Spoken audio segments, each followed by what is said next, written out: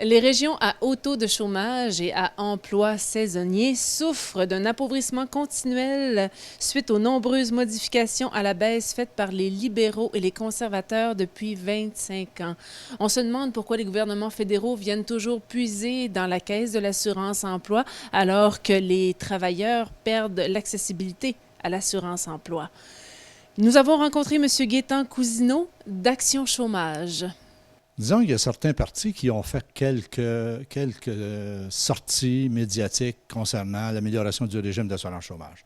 Il faut se rappeler qu'à toutes les élections fédérales, tous les partis ont toujours fait de belles promesses et on se retrouve année après année, décennie après décennie, où le taux d'accessibilité au régime d'assurance-emploi diminue continuellement. Actuellement, 60% des sans-emploi sont inaccessibles, n'ont aucun accès au régime d'assurance chômage à cause de la sévérité de la gestion du régime et à cause de toutes les modifications qui ont été faites depuis 20 ans. Et pourquoi certains politiciens s'empêchent de dire, de faire peut-être des promesses d'élection à propos du chômage? C'est si difficile de revenir sur des positions? Bien, disons que certains en font, mais on sait que lorsqu'ils arrivent au pouvoir, comme on dit très souvent, les babines ne suivent pas les bottines.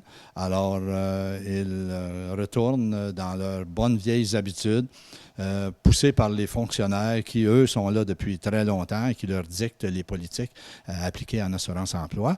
Et surtout, lorsqu'on voit les sommes absolument immenses qu'il y a dans la caisse d'assurance-emploi, qu'on pourrait utiliser pour payer des prestations, plutôt que de les envoyer dans le compte consolidé du gouvernement pour payer plein d'autres choses et éteindre les déficits. Alors, si on n'est pas accessible, on peut toujours vous appeler pour savoir comment se démêler dans ce système-là?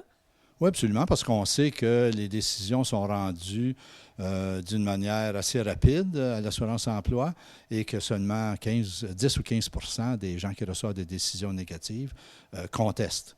Et on sait que lorsqu'on conteste, les mouvements chômage du Québec en gagnent comme 50-60%.